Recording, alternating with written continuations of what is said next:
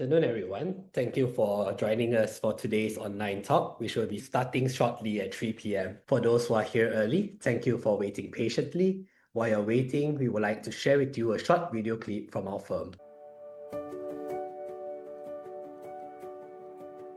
I founded the firm in September 1985 with the vision of seeking truth and justice for our clients and not just winning their cases. Over the years, the team has achieved many significant milestones. We are today recognized by the Legal 500, Asia Law Profiles, and Asian Legal Business as a recommended firm in various practice areas. While we have embraced technology to make our services efficient and responsive, we continue to grow on the bedrock of meticulous preparation and hard work, for which there is really no substitute. As legal practice becomes increasingly international, we keep ourselves ahead of the curve with our relationships with lawyers from around the world. Our firm is a founding member of the Legal Lawyers, a growing international network of law firms in 20 Asian and European countries. We believe in partnering with our clients to protect and grow their business. We achieve this by holding firm to our values of integrity and justice, while giving our best to deliver effective and efficient solutions.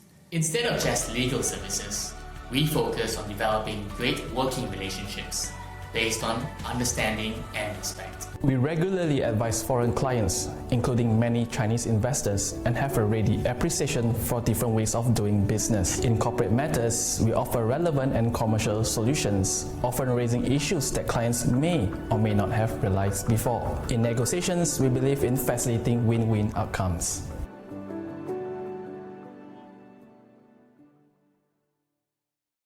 Welcome, everybody. Thank you for joining us for today's online talk entitled Resignation Under Pressure, Avoiding Forced Resignation and Constructive Dismissal Claims. My name is Jason Lim. I'm an associate with Mawing Kwai & Associates, and I'll be your moderator for today's session. Before we start today's talk, let me introduce the firm and what we do. Mawing Kwai & Associates is a mid-sized law firm that was founded in 1985 by Datuk Mawing Kwai. Our able team today comprises of 34 lawyers and a support team of 28. Datuk Ma is today a consultant with the firm following his retirement from the Court of Appeal bench in 2015. The firm continues its traditions today of working primarily with small-medium enterprises, family businesses, and individuals. We are a full-service law firm with a corporate department, a dispute resolution department including litigation, adjudication, and arbitration, a dedicated employment and industrial relations team, and a department focused on servicing the needs of individuals and families. Our practice groups indicate some of the focus areas which are supported by talents from both our corporate and dispute resolution teams. Today's talk is part of our MWKA online talk series. By way of background, we have been organizing monthly lunch talks at our office since 2013, some of which were broadcasted live. But with the COVID-19 MCO, we have moved online in order to continue with our objective of sharing knowledge, raising awareness, and encouraging networking for clients, potential clients, and in-house counsels. Before I continue, please be reminded that this talk does not constitute legal advice.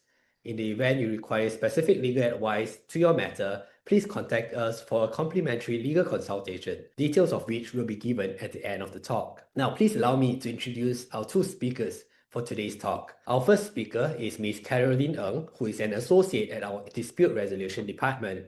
She has a Bachelor of Laws with first-class honours from the University of West England, Bristol, admitted to the High Court of Malaya in March 2022, and her areas of practice includes general litigation, intellectual property, employment disputes, and strata management. Our second speaker is Ms. Elisa Nur Suraya. She is also an associate in our Dispute Resolution Department, holding a Bachelor of Laws honours from the National University of Malaysia, admitted to the High Court of Malaya in 2024, and her areas of practice includes medical law, personal injury, and employment law, amongst others. The top points that will be covered by our two speakers today is the first speaker, Ms. Caroline Ng, will cover indirect dismissals in Malaysia, forced resignation versus constructive dismissal, while our second speaker, Ms.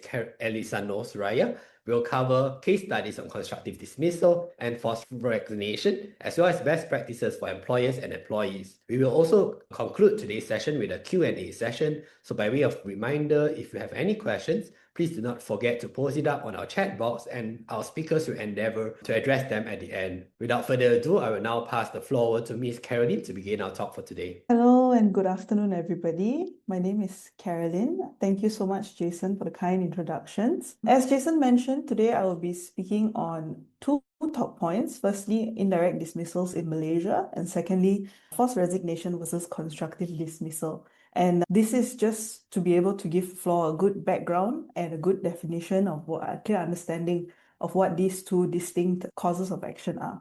And then from there, later on, Alyssa will then endeavor to go into case studies of different cases where there have been claims of constructive dismissal and different claims of forced resignation, and then she'll go into best practices. So we aim to make this as practical of a talk as possible today for all of you. So speaking of indirect dismissals in Malaysia means that you have to also first speak about direct dismissals and dismissals in general. And this is because if you ever file a claim in the industrial department, or if you're a company and you are facing a claim by an employee in the industrial department, you will notice that all of it always falls under Section 20 of the Industrial Relations Act 1967. Now we have here the quotation under Section 20 of the IRA, where it says that where a workman, irrespective of whether he is a member of trade union, of workmen, or otherwise considers that he has been dismissed without just cause or excuse by his employer, he may make representations in writing to the Director General to be reinstated in his former employment. So what this means is that every type of termination, every type of dismissal, every type of claim in the industrial court is going to arise from Section 20. And the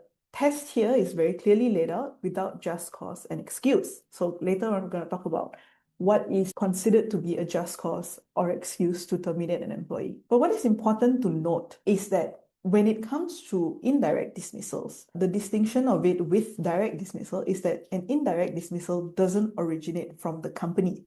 So the employee is the one saying that I have been dismissed. The fact of the dismissal, however, is in dispute.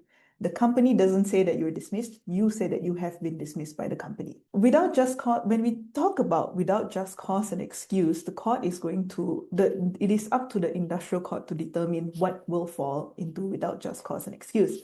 And this has been established even up to our federal courts already in Malaysia. So this test is very tried. It will show up in almost every award of the industrial court. It is the test that will be used even by the upper courts if there are any appeals. So the court, here we can see from the extract of the case from Mugun Kipoi, if the employer chooses to give a reason for the action taken by him, the duty of the industrial court will be to inquire whether the excuse has been made up. If it has not been proved, then the inevitable conclusion must be that the termination or dismissal was without just cause or excuse. So here is another case which then emphasizes on the fact that the function of the court is to look into whether it is with just cause and excuse. So it's not just a matter of companies stating their reasons and that being that. The court will look into the reasons, will look into the allegations, or will look into the correspondence and evidences usually to come up to the determination of whether it is with just cause and excuse. So examples of just cause and excuses that have been used by companies that is accepted by the industrial court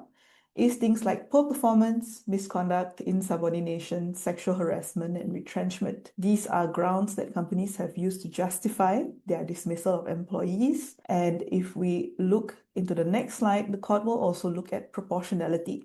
So it's not so much that, so if we go back, let's look at this. If you look at poor performance, it's not so easy to just say that your employee is performing poorly and therefore on that ground alone you want to terminate them. The court is going to look at the proportionality of the punishment. If I were to terminate every employee the moment that they start performing poorly, that's not going to reflect well on the company. That is not going to be able to fulfill the test of without just cause and excuse. And if we see the exact extract from Norizam Bakar, the industrial court could substitute its own view in place of the employer's view as to what should be the appropriate penalty for the employee's misconduct. So if you recall, when we were looking at the provision from Section 20, it says that the Director General may ask for the employee to be reinstated in his prior position. So that is what this case is talking about. If the industrial court finds that it is not proportional for the employee to have been terminated just because of the misconduct that may have been convicted or the poor performance on his behalf,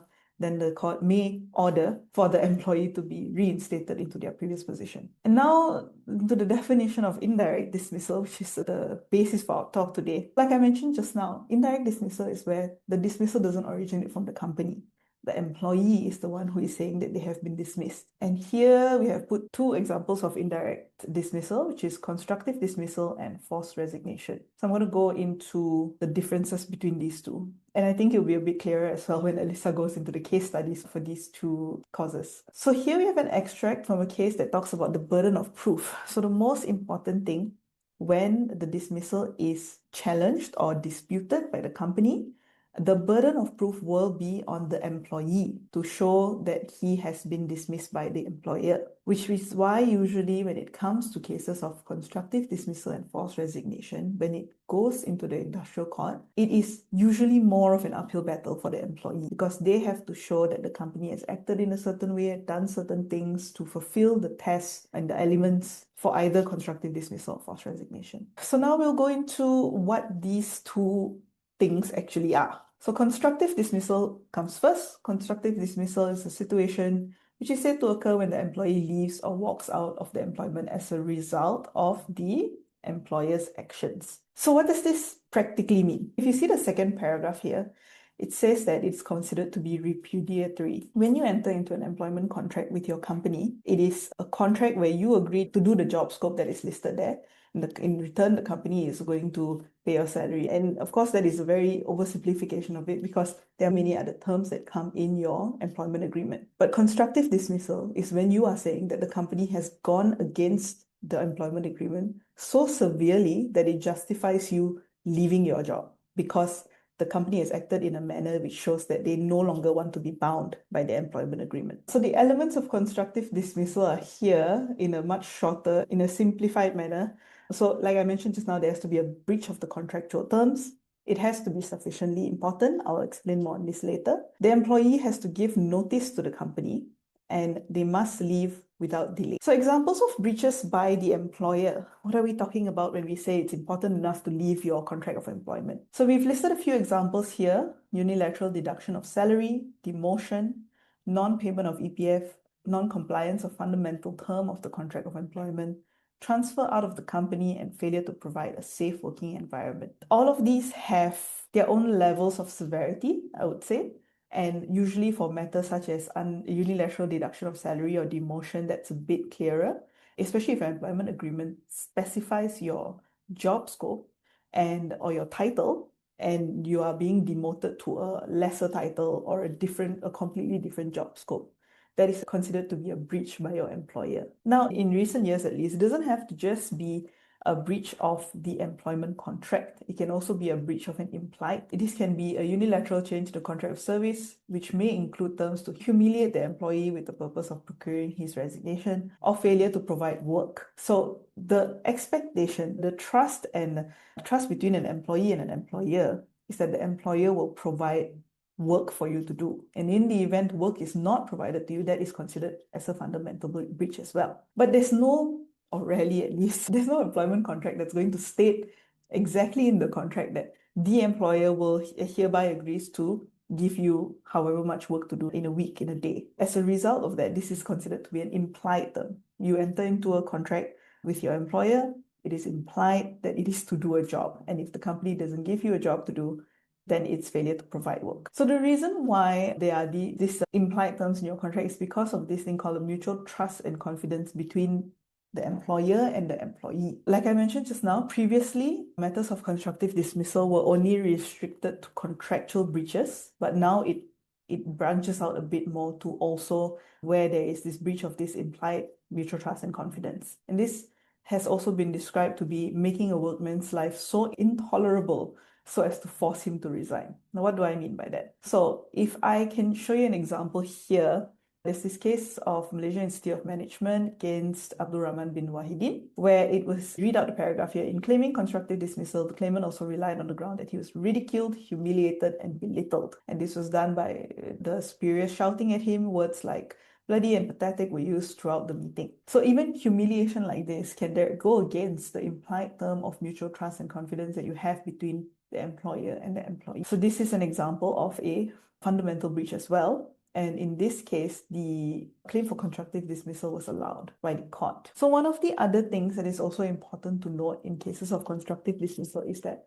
the employee must leave as a result of the breach of the fundamental term. How does this play out practically? Usually, in the employee's resignation letter, they will state there pretty clearly that they are considering themselves to be constructively dismissed because of breach number 1, breach number 2, breach number 3, for example. But it also doesn't have to be clearly, or you don't have to specifically spell out the words constructively dismissed, but it would be best and be easiest in a claim if the resignation letter actually states that I'm putting down my resignation because of the fundamental breaches carried out by the company. It doesn't have to say I consider myself to be constructively dismissed. It's formality, but it's more helpful that it is there.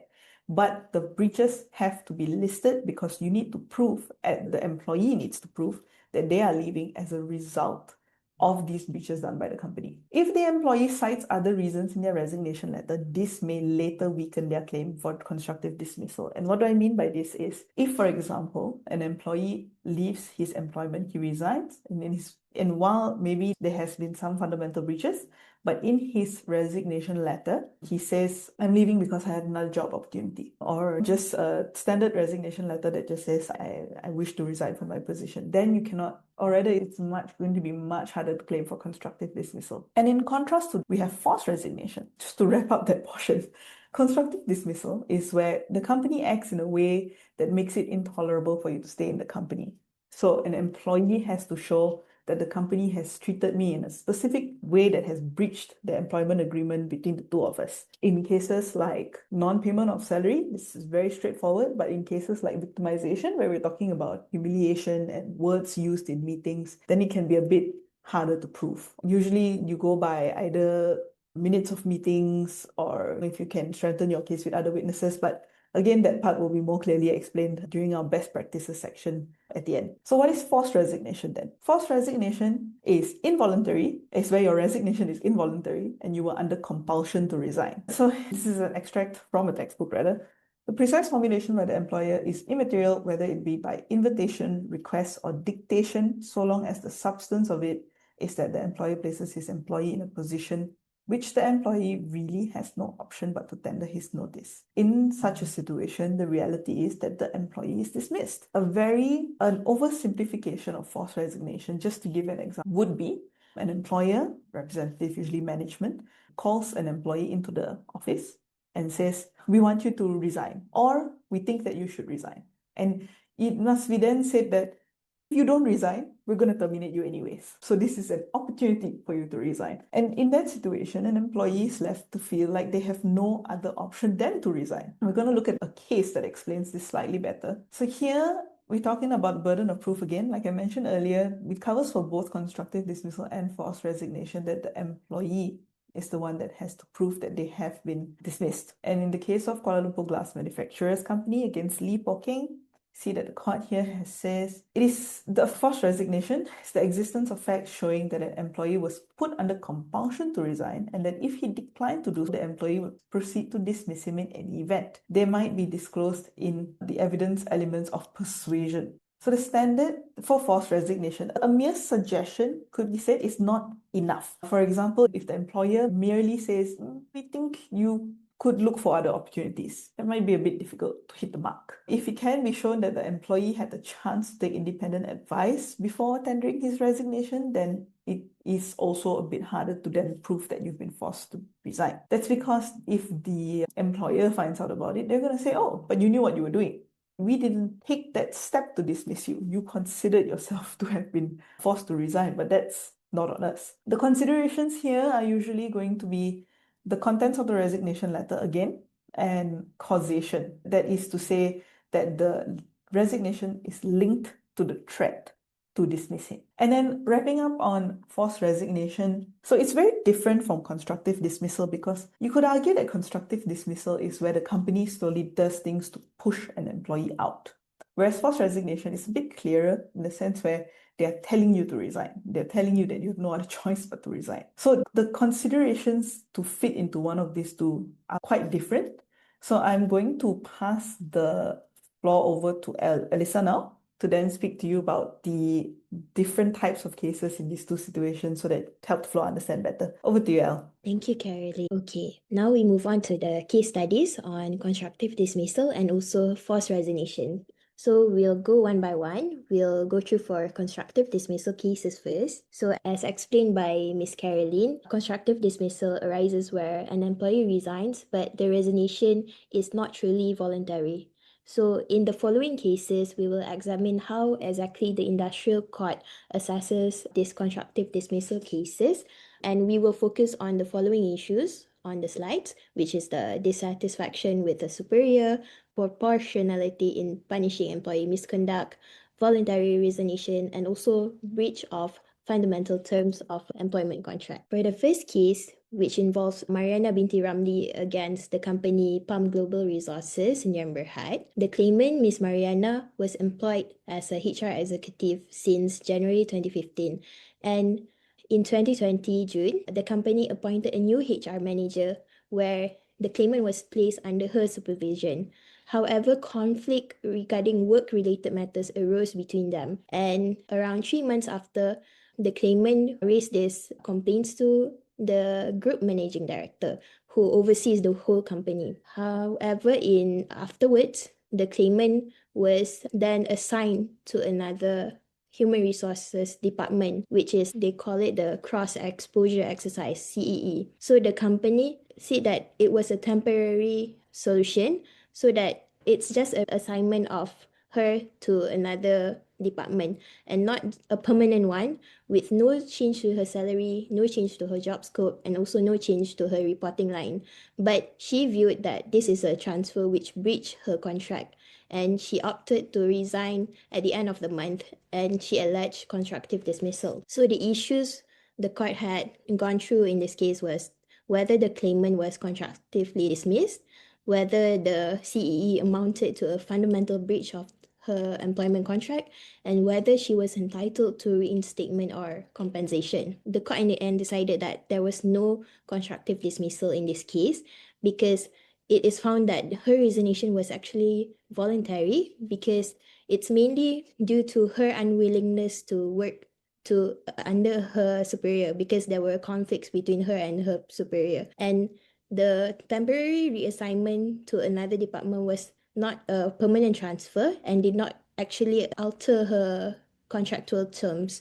So the key takeaways that we can see here is that for proving a constructive dismissal claim, you cannot simply claim CD case due to dissatisfaction or any workplace changes that you're not okay with.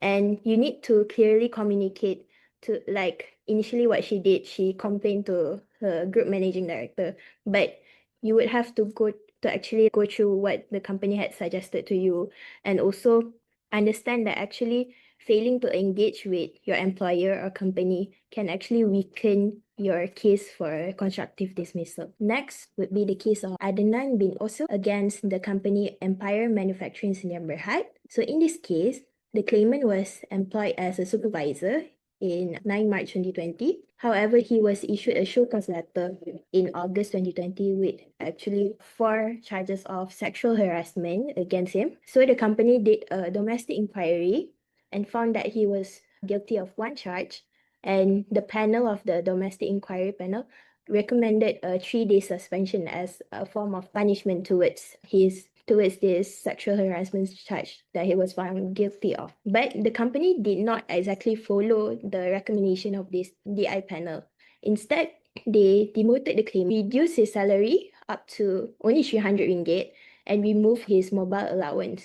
So it actually deviates from what was recommended. And this caused the claimant to resign and alleging a CD case against the company. So the issues in this case are whether the claimant is constructively dismissed, and whether the demotion that was done, the salary reduction, and also the removal of the mobile allowance had actually breached a fundamental term of his employment contract. But the court found that there was no CD case, as the punishment was actually proportionate to his misconduct, because it's not a light misconduct, it's a serious misconduct. And employer is, although the company is bound to the domestic inquiry findings, which is they found that the claimant was guilty, but the company is not bound to the recommendation of a punishment. The company is free to actually impose any modes of punishment towards the employee, so long as it is proportionate. So the court in this case had found that the punishment in this case is proportionate to the seriousness of this misconduct, and found that the company's management retains discretion to impose appropriate disciplinary action. So the third constructive dismissal case is the case of Yap Sulin against Tan Boon Ming Senior and Berhad, where Ms. Yap had resigned with immediate effect, alleging assault by the company's director. She claimed that the assault incident had destroyed the mutual trust between her and also the company, and also she was really fearful of her safety. However, after tendering her resignation, and which is also accepted by the company, the court found that even though she tendered her resignation, she did not actually mention that her resignation was due to this incident that had happened. And even though she had mentioned in the case that this incident had happened, but there was no sufficient evidence to back up the alleged assault that had happened. And there was also no complaint prior to her resignation. So even if the alleged assault had happened, no complaint was made, nothing in writing was put in to confirm with the company. So you can actually see from this case that it's actually how important for an employee, if something happens, something similar like this happens, which causes you to be fearful to come to work and you are unable to perform your work due to this certain event, then you need to actually raise this to the company and give the company a chance to rectify this issue. And also everything you must put it in writing so that you can have this sufficient evidence, which the court in this case had found that the claimant had failed to provide. Because as mentioned by Ms. Caroline, the standard to prove a constructive dismissal case is high, and the standard of proof is not borne by the company, but it's borne by the employee. So for our last case for constructive dismissal would be the case of Eric Koh against AirAsia Berhad, where in this case, the claimant was employed as a captain from July 2018, and the company thereafter unilaterally imposed unpaid leave and also repeated salary reductions for 2 years.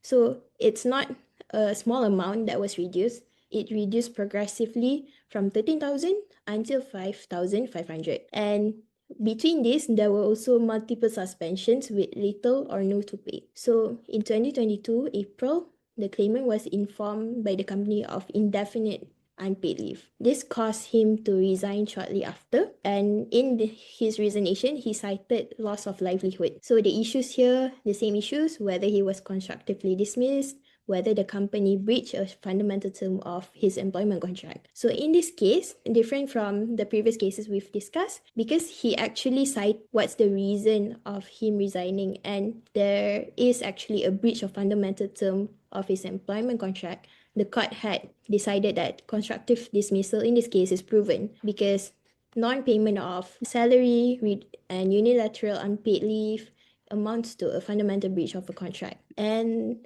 it is also important to note that the resignation must be in response to the breach. So you, as an employee, should also tender the resignation once you've determined that there is a fundamental breach of the contract. You should tender it within a reasonable time and not delay, because once you delay, then it may be amount to an acceptance of that breach. So in this case, the court awarded 268K as compensation in lieu of reinstatement towards the claimant. Next, we will go through forced resignation cases. So in forced resignation cases, as explained previously also by Ms. Caroline, it's not just focused on breach of contract, but would also focus on the employee's voluntariness in his resignation and whether or not it was brought by coercion, pressure, threats, or an ultimatum by the employer. So the key question here is whether or not the employee had a real choice to resign or to actually stay.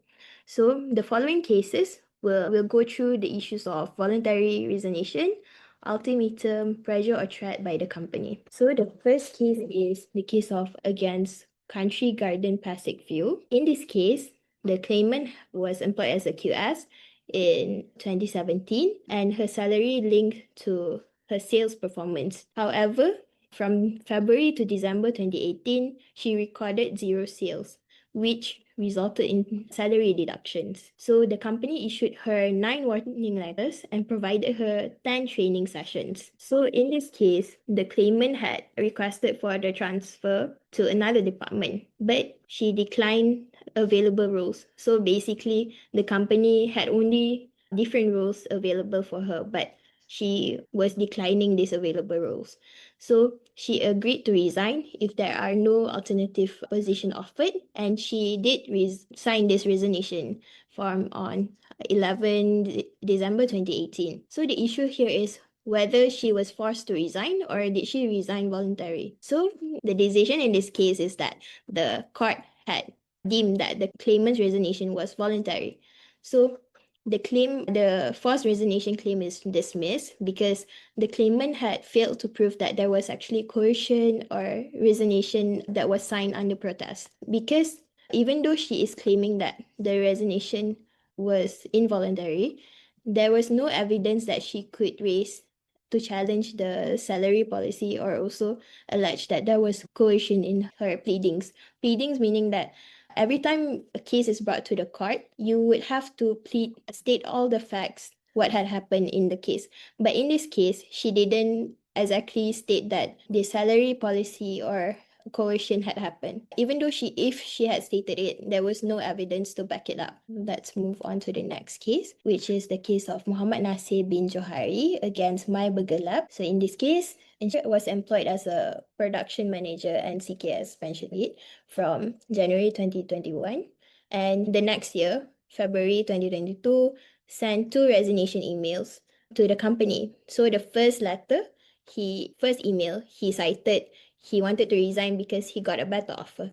And then the second email following that, he stated that he's resigning because the company has financial issues. He then attempted 7 days after, a week after, to retract this resignation because he stated that he was coerced to retract this resignation. But on the same day, he sent another email confirming that he agrees to waive the notice period, meaning that it is questionable whether or not he is trying to resign voluntarily or coerced to resign. So subsequently, after these events, he filed for a forced resignation claim, and the court found that there was no forced resignation here because there was no evidence of ultimate threat by the company. So even though an employee is claiming that the company had given an ultimatum for you to either, because this happened, the company had suffered losses, and you have to resign, or if you don't resign,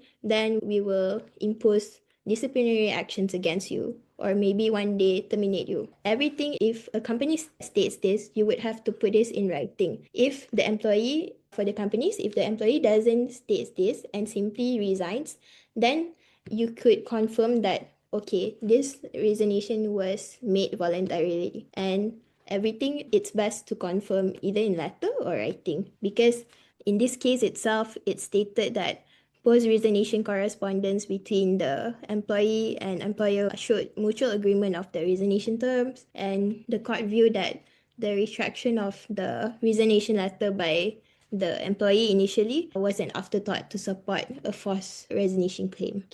So next is the case of Zamri Zakaria against the company Singer. So in this case, the claimant was employed by the respondent, and in the course of his employment, he was responsible to collect installment payments from customers, but the company then discovered that he was not actually collecting these installments from his customers. So he was not receiving this money. And then the company had come into a settlement agreement with the claimant for him to repay back these uncollected installment payments by the customers, which amounted to 379K. So the claimant paid these first 2 installments, but he failed to pay the claimant then admitted to the company that he is unable to do so. However, after communicating this, he tendered his resignation, and the company later lodged a police report to recover the outstanding sum that the claimant did not pay. So in his resignation letter, he actually alleged that he was forced to resign and there was a form of constructive dismissal. So in this case, the court found that there was no forced resignation here because the claimant actually left without being coerced, and also he left because he just couldn't pay the settlement agreement amount. This was not related to his employment contract at all, and this is a separate matter, not involving his employment. And the company's action is actually lawful and reasonable just to seek repayment, and it did not make the employee impossible to continue his employment there. So now, after we've gone through these cases of constructive dismissal and forced resignation, we can see that actually constructive dismissal focus on more on employer's conduct and fundamental breach of the contract, and which causes like the employee leaving no choice but to leave the company. For forced resignation, on the other hand, it's focused more on the resignation itself and whether it's voluntary or non-voluntary, and whether it is a result of pressure, threat, or also an ultimatum by the company. We move on now to the best practices for employers and employees. So I'm going to split this into two. So best practices in constructive dismissal and also for forced resignation. So for best practices for companies in constructive dismissal cases where changes to salary, benefits, or job scope are contemplated, you must ensure employee consent is obtained first, or that change is expressly permitted by contract. So you will also need to avoid unilateral salary reductions, unpaid leave, or demotions, because this may also amount to a fundamental breach. Companies should also exercise managerial priority in good faith and within contractual limits, especially during restructuring. Companies should also ensure disciplinary action is also proportionate to the offense, because as stated in the previous case before, companies are allowed to impose, they are not like bound to any domestic inquiry panels and all that, but they have to make sure that the punishment is proportionate to the offense and make sure that it is reasonable. Next, where performance issues arise, companies need to address them through documented performance management and not just verbal threats or ultimatums. So if there are performance issues, if employers or companies found that the employees are not performing well, you should address it to the employee, put it in writing, inform them, and confirm it, document them, so that you have evidence to show that you had done the proper procedures, and not just threatening them that, oh, because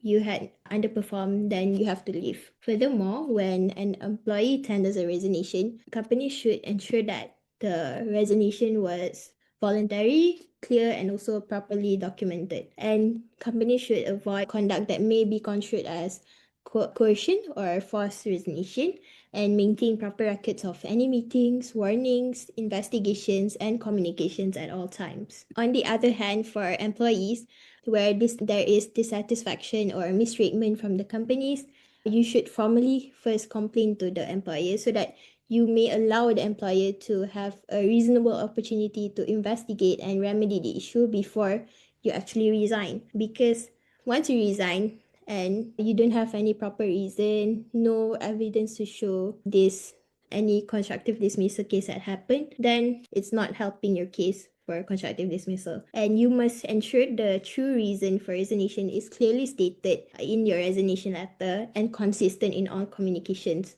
So you can't be in the first email saying that you are resigning because of A, and then in your second letter resigning because of another reason. And you must be reminded that even though time is an issue here, like you must not delay your resignation, but you cannot resign hastily. You must understand that voluntary resignation may defeat a constructive dismissal claim. So even though you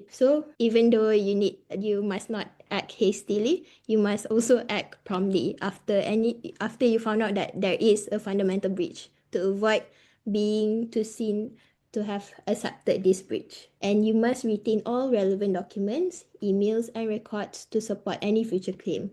and understand that this burden of proof that for a constructive dismissal claim is high. Next, moving on for best practices for companies and employers in forced resignation claims.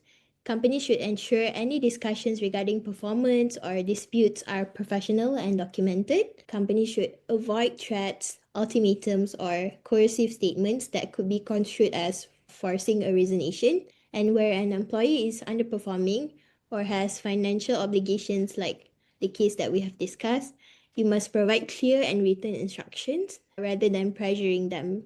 Because once they have these evidences of you pressuring them, then they might use this against you. Companies should also maintain record of meetings, emails, and warnings to demonstrate actions were fair and reasonable, and allow employees to consider their options and respond without undue influence. So if a resignation is standard, the company must document it clearly that it is a voluntary resignation, mutually agreed, and any notice period arrangements. Companies should also prevent or rectify any hostile environment, if any, or intolerable working conditions that could be interpreted as constructive pressure. Next, for employees, if you are pressured to resign, you must document all communications and interactions, because usually this incident happens verbally. They won't usually minute these meetings where they actually pressure you to resign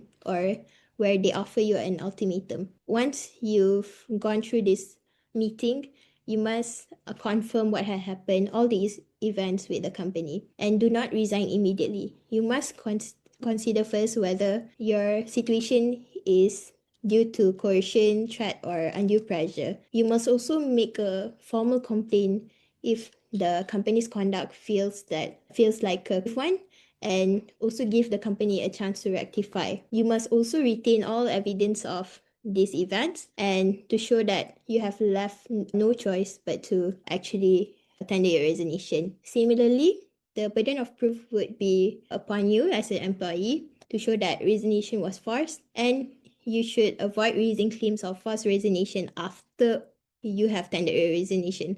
So that means that when you are tendering a resignation, you should already say that you are forced to, and all the evidences that led you to actually tender your resignation, which is the threat, the coercion, the undue pressure, or the ultimatum if given by the company. That's all from me. Thank you. Thank you, Alice and Caroline, for such an informative and insightful session. I believe all of us had a lot of nuggets of wisdom from both of them, and I can see questions pouring in already. So without further ado, let's just dive straight into it. The first question is from Ms. Pang. The question reads, what are the subtle non-verbal signs that a work environment is becoming hostile or pressuring someone to leave? And how can an employee document them? Would you like to take this question? Yes. Thank you, Jason. Sure. Okay. Thank you, Miss or Mr. Pang, for this question. Okay.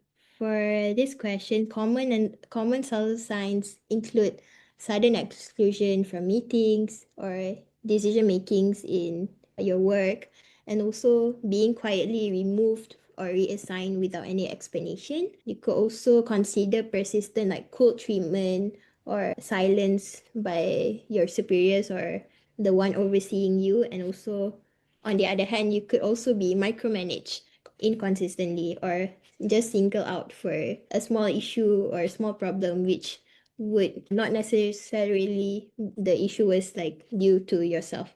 It might be another cause, but you are blamed for it. And also, if they are giving you last minute impossible deadlines to meet or unrealistic expectations. So if you as an employee have been facing all of these signs, you should document all of these events. So keep all the screenshots, all the emails, confirm what had happened, all in writing, because if you are relying on verbal conversations, you cannot bring these verbal conversations as evidences on this pressure that was exerted towards you. So and also if you feel like it's too much, you should also raise these concerns in writing to your management of the company, and also see how the company would rectify these issues. Thank you, Alisa. No, the second related question is also from Ms. Pang. If presented with a forced choice to resign or be fired, what immediate steps should the staff take? For example, should the staff ask for reasons in writing or consult a legal expert before signing anything? Flo, would you like to take this as well? Okay, sure. So you should, as stated just now, as explained, please do not resign on spot. And everything you must put in writing, because sometimes people do come to us, but they resign without actually seeking legal advice. So if you don't get to seek legal advice, you can't really determine whether or not there is a fundamental breach there. And if you simply resign, then as stated, it might be considered as a voluntary resignation. And please do not sign any resignation letters or settlement agreements or any acknowledgement before you confirm everything what had happened, the events of the alleged constructive dismissal had happened. And also, if you are being forced to actually sign any of these agreements, you should note the reasons why you are signing this. And also ask whether or not if there is not like any show cause letter or investigations done in your matter, then just ask the company whether or not there is going to be one. And obviously you need to please seek legal advice first before actually tendering your resignation, because once you tendered, then there's no going back. Thank you, Elisa. No. The third question, how about consistently late payment of salary? For example, after 7th day of the following month, and EPF has always been late, for example, 1 to 2 months behind. Would this be a ground for constructive dismissal? Caroline, would you like to take this? Yeah, sure. Okay, so for issues regarding late payments of salary, the query at least sounds like for now the company is still paying salary. It's just that it's after the 7th, which is, of course, legally they are supposed to pay it before the 7th of the next month. And in situations of late payment of salary, usually you would report it to the Labour Department, not the Industrial Relations Department. So Labour Department is going to be Jabatan Tenaga Kerja. You can file a complaint there, and they will usually conduct investigations and then make findings towards the company. Late payment of EPF, on the other hand, is also then handled by EPF, because the industrial court limits itself to just dismissal, and whether the dismissal was done properly, improperly, just cause an excuse, right? So when it comes to salary issues, notice payment, AL, stuff like that, AL payments, those all fall under the Labour Department instead. So if the company is still making payments but late, file it there. The company is not paying salary at all, then you can file a claim for CDC. Thank you, Caroline. The next question, in cases of poor performance, the company may initiate disciplinary action by issuing a warning letter. However, prior to the issuance of any warning letter, is the company or the manager required to meet with the employee to allow the employee an opportunity to show cause and provide an explanation as to why a warning letter should be issued before the company proceeds further, including any decision on termination? Ellie, would you like to take this question? Yes, sure, Jason. So for this, the company should conduct their own investigation. They can choose whether or not it is necessary to speak to the employee before issuing a show cause letter or warning letter. However, the best practice would be, if a meeting is necessary, to actually ascertain the situation. And after you have done all of these meetings to choose whether or not are going to speak, after you have done these meetings with your employee before issuing this show cause letter or warning letter, just make sure to keep records of these meetings, minute it and document it so that we can just go back to it if anything happens. Thank you, Elisa. No. The next question is a scenario-based question. Maybe, Caroline, I'll let you take it, but just a heads up, it's a 3-part question, right? So the situation is like this. An employee was originally hired under Company A, Team A, with a higher base salary and lower commission structure. He has now requested to move to Team B, and both the releasing and receiving heads have agreed. Team B, however, operates under a lower base salary but a higher commission scheme. While overall benefits remain generally the same, the role involves handling different product brands.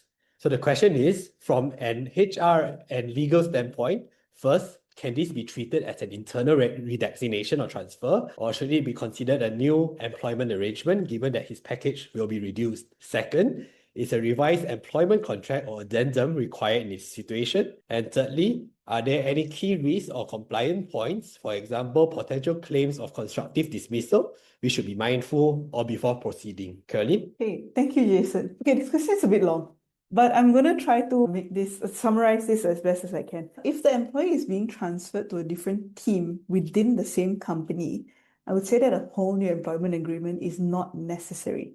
But it is important that their new structure, new salary, commission rates, job scope has to be signed in some form of agreement between the employer and them. So this can be, I think one of the suggestions that was mentioned just now was an addendum to the employment agreement. We do see this very often. You just have to make sure, the dates are all okay and accurate. And the main thing to avoid a claim in constructive dismissal later is to make sure that the employee agrees to the change fully. You've mentioned that the receiving and the releasing heads are in agreement. That's fine within the company, but whether the employee agrees or not is the most important part when it comes to a potential claim for CD later. And you can cover your bases as best as you can as a company by ensuring that they are given enough time to consider. So if you give them enough time to consider, you tell them to also potentially seek their own advice, legal advice on it, before they come back to you and agree. And you make sure that's all in writing. Even if it's just WhatsApp conversation would be okay, but as long as it's in writing somewhere that they confirm, they've had time to think about it, they agree fully, and they sign on the agreement, then you'll be fine for the most part. If the terms are very different, you can choose to sign a new contract, but that's really just whether the company feels like it's needed for a matter of organization.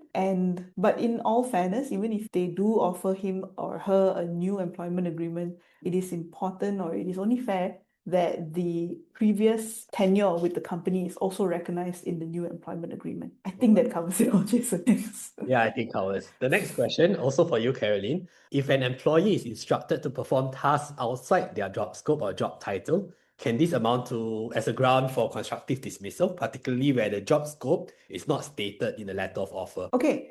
So for these kinds of situations, it really depends on what this job is and how different it is from your initial job scope. The industrial court is also going to look at the reasonableness of it all, right?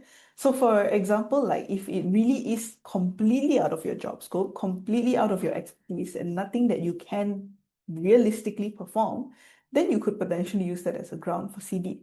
But oftentimes, job scopes come with a catch-all phrase. Say, all other tasks that are assigned to you, you also have to do all other tasks that are reasonably assigned to you by your manager, superior, whatever it might be. And the court might consider that the task that you are saying is not in your job scope falls under that catch-all phrase. So you really have to look into what you are hired for and what is it that you actually are being asked to do. And this is going to be a very case-by-case basis. So I think you could potentially look into seeking further legal advice if this is an issue. But the main thing is also to make sure that if you have an issue with the job scope or the task being assigned to you, then definitely needs to be put on record as well. Inform the company that this may be outside your expertise, outside your job scope, and they should not be assigning this task to you. All right. That's all. Yeah. Thanks, Jason. Thank you, Caroline. The last question. If a manager assigns an excessive workload with overlapping projects and tasks, despite the employee having clearly communicated capacity constraints and proposed a proper task plan, and the manager later on claims that the employee is underperforming, resulting in a warning letter and eventual dismissal or forced resignation, could this situation be considered constructive dismissal or forced resignation? Elisano, would you like to take this question? Okay, so in this matter, if the company ultimately dismisses the employee, the case would generally fall under unfair dismissal because this fact of the existence of a dismissal is not in dispute.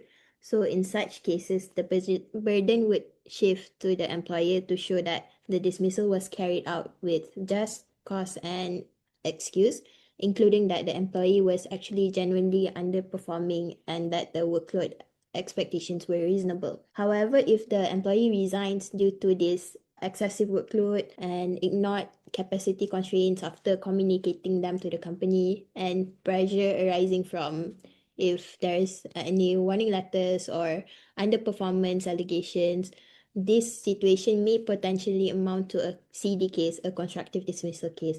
And depending on whether the employer's conduct can be shown as unreasonable and also goes to the root of the employment contract. So it is less likely to be framed as being forced to resign, but unless there is the existence of clear threats, ultimatums, or coercion to resign. So unless the company is saying that, oh, okay, you're underperforming, so you have caused loss to the company, so you should resign or we will terminate you. So that is a form of ultimatum and can be construed as a forced resignation situation. So in all scenarios, you must note that it is crucial for you to keep clear records of any communications. So where there are capacity issues or workload concerns, and also if the company propose any task plans, just raise it in writing and document everything. And because such documentation will determine whether or not the company had acted fairly or reasonably in your matter. Right. Thank you, Elisano and Caroline. And that concludes our Q&A session. I understand that there are still questions pouring in, but due to time constraints, we have to stop here. But not to worry, we do offer a 30-minute free legal consultation. So if you have any further questions or concerns, feel free to reach out to us. We'll share the link shortly. So before we conclude, I just have a few announcements to make. Please feel free to fill in our feedback form and tell us what you thought of our talk. The link to the form will be posted in our Zoom chat. Secondly, please feel free to follow or like our social media accounts. We are on YouTube, Twitter, Instagram, LinkedIn, and also Facebook. And as mentioned just now, we do offer 30 minutes free complimentary consultation if you'd like to speak to any of our lawyers over the telephone or via video conferencing. Please feel free to fill this form via our website and our lawyers will reach out to you regarding your concerns or query. Lastly, to our guests, thank you so much for joining us today. We hope that you have found this session informative and useful. Thank you, everybody, and we'll see you at our next talk. Thank you.